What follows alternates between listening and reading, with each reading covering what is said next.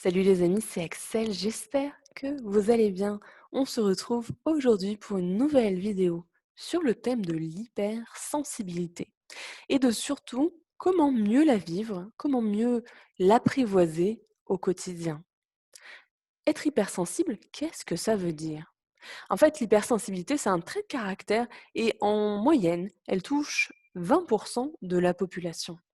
Un trait de caractère, une faculté, c'est en fait surtout une beaucoup plus grande réceptivité aux émotions. Et ça, c'est un cadeau, c'est une chance, c'est un don. Le don, la capacité de vivre la vie de manière beaucoup plus intense que la plupart des gens. Mais potentiellement aussi, il y a certains problèmes qui se posent à cette hypersensibilité-là. Le principal problème qu'on peut avoir en tant qu'hypersensible, c'est le risque de s'oublier, d'oublier, ce qu'on veut vraiment et qui on est. Et potentiellement une grande force de l'autre côté, c'est de pouvoir vraiment comprendre les autres, une bien meilleure compréhension des autres. Alors, comment pouvoir vivre donc cette hypersensibilité au quotidien? Déjà, l'idée, ça va être d'accepter sa différence. Bah oui, parce qu'en fait, s'il y a 20 de la population qui est hypersensible, il y a 80 de la population, mais qui ne l'est pas. D'accord? Et donc, en fait, en tant qu'hypersensible, vous avez cette capacité à avoir plus de possibilités, plus de subtilité dans le ressenti des émotions des autres. Donc, c'est comme si vous voyiez des plus de nuances de couleurs et que les personnes qui sont entre guillemets «normales» ou sensibles de manière normale en tout cas, voient les couleurs, mais peut-être de manière un petit peu moins subtile que vous, OK? Donc cette sensibilité-là, franchement, c'est un super pouvoir. Alors le principal problème qui se pose quand on est hypersensible, c'est aussi, savoir gérer, toujours avec des guillemets, les émotions négatives. D'accord? Parce que c'est surtout ça, voilà. S'il y avait que la joie, l'émerveillement, le plaisir, ce serait facile. Mais de l'autre côté, il y a aussi la peur, la colère, la culpabilité. Ça, c'est vraiment le revers de la médaille. Connaître les émotions négatives aussi fortement. Et pour apprendre à gérer ces émotions, l'idée, c'est quand même de commencer ou de continuer un travail d'accueil des émotions. Ce travail-là, il est juste primordial pour mieux vivre son hypersensibilité au quotidien. Alors moi, je vais vous donner une liste de 7 conseils pour être hypersensible et épanoui et apaisé dans la vie. Cette liste-là, elle n'est absolument pas exhaustive, n'est-ce pas? Sont des suggestions, des pistes de travail. Vous pouvez en tenter 1, 2, 3, vous les approprier, peut-être trouver, à vous, votre truc pour pouvoir mieux gérer cette hypersensibilité-là. Le conseil numéro 1, il est juste super évident, heu, c'est d'aller voir, quelqu'un, d'apprendre à vous connaître, de commencer un travail d'introspection, peut-être passer par un coach, par un accompagnant, par un thérapeute, quelqu'un avec qui vous avez du feeling, avec qui vous vous sentez en confiance, pour pouvoir vraiment aller chercher, voilà, ce qui vous touche, en fait. Parce qu'en sachant ce qui vous touche, ce qui vous blesse, ce qui vous met en colère, mais aussi au contraire, ce qui vous rend heureux, vous allez être à même de créer l'environnement, la vie qui va être adaptée à ce dont vous avez besoin, à votre bien-être. Et du coup, en faisant tout ça, on s'accepte davantage, on a plus confiance en soi, on sait poser nos limites et puis on sait, qui on est, d'accord? On connaît notre identité et ça, c'est primordial pour justement ne pas se laisser embarquer, hem, dans, ce gros défaut de s'oublier qu'ont les hypersensibles. Le deuxième conseil que j'ai à vous donner, il est super simple à le dire, mais franchement, il est tellement plus compliqué. Enfin, je parle pour moi, peut-être, mais tellement plus compliqué pardon, à faire au quotidien. Pourtant, c'est tellement simple. La deuxième étape pour être un hypersensible apaisé, d'accord, c'est de se libérer du jugement. Attention, le jugement, autant le jugement qu'on porte sur nous, c'est-à-dire le jugement intérieur, que le jugement extérieur. Il y a cette fameuse phrase des accords Toltec, Ne prenez pas les choses de manière trop personnelle concernant les avis extérieurs. Et oui, c'est vrai, ne prenons pas les choses de manière trop personnelle. Vous devez bien comprendre que ce que les autres pensent de vous, en fait, ça les regarde. D'accord? Et en fait, souvent, ça n'a même rien à voir avec vous.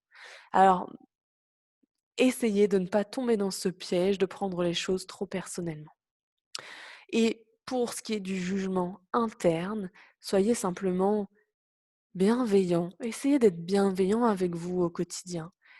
Heu, Vous avez le droit de vous juger, mais peut-être au début, ça va juste être de le regarder, de l'observer, de se dire: «Mais tiens, là, je suis en train de me juger».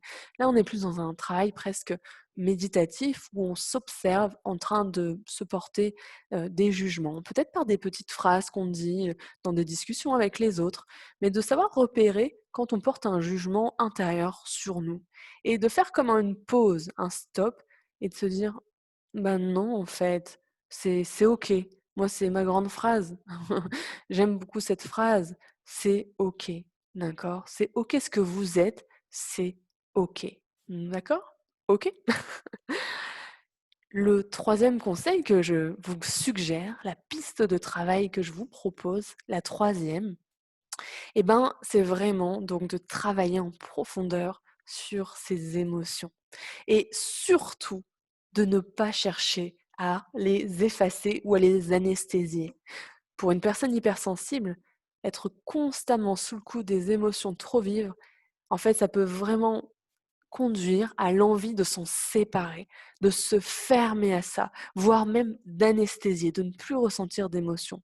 Mais c'est vraiment une erreur. Ne faites pas ça. Parce qu'à trop vouloir faire taire cette hypersensibilité-là, vous risquez vraiment encore plus de l'exacerber et peut-être vous avez déjà pu constater et remarquer ça.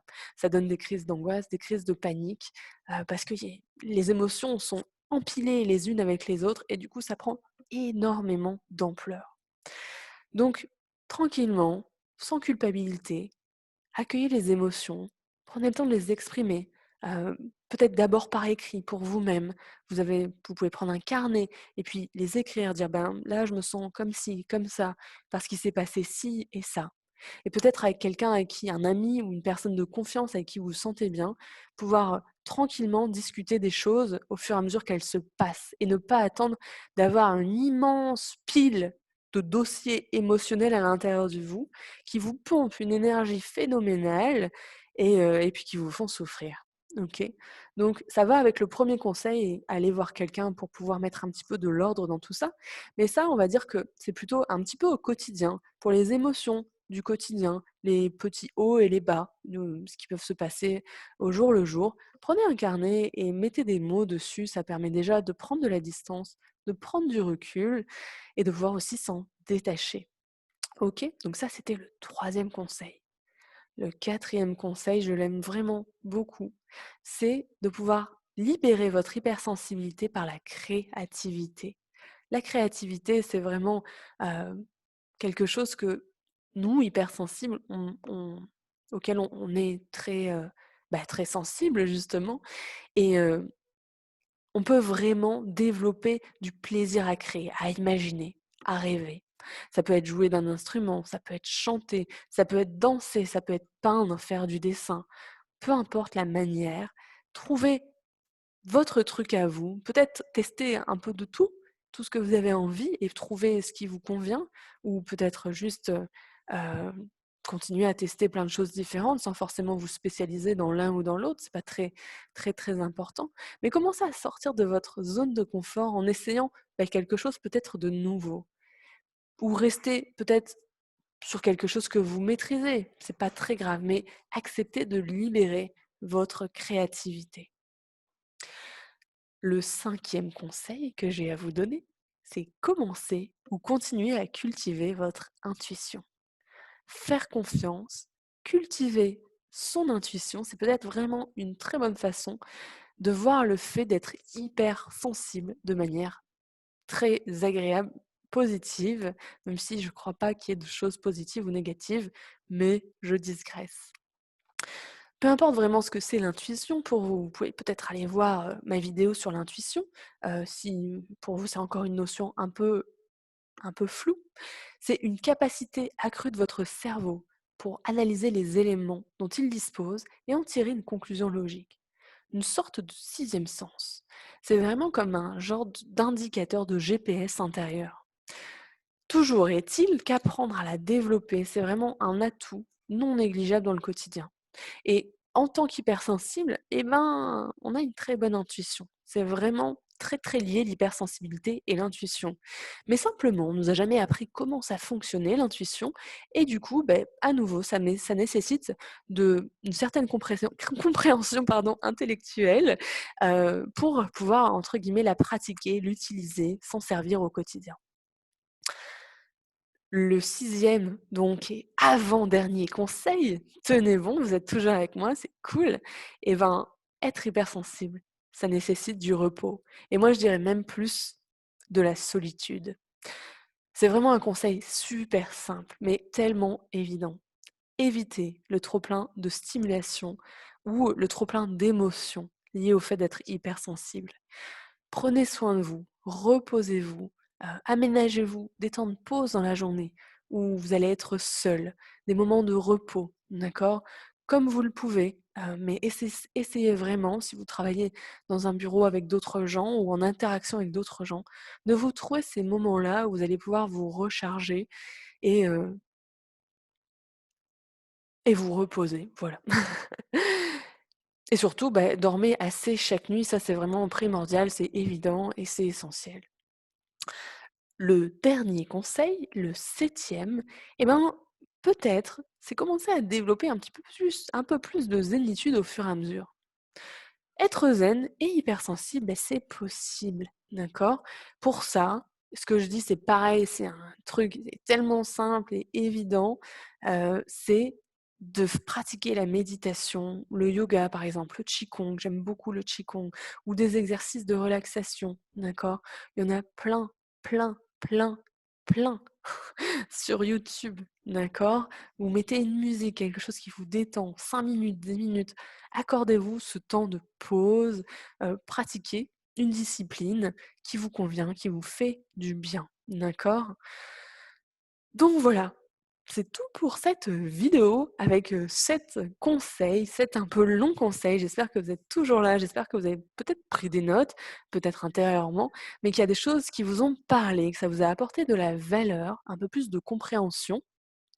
Et puis, bah, n'hésitez pas à mettre un petit pouce en bas de la vidéo, de liker, de partager, de commenter, de vous abonner à cette page pour être au courant de toutes les nouvelles vidéos que je poste régulièrement. Voilà, voilà. Et ben moi, je vous fais un très très gros bisou. Je vous souhaite une très bonne journée et puis je vous dis à la prochaine. Ciao, bye bye.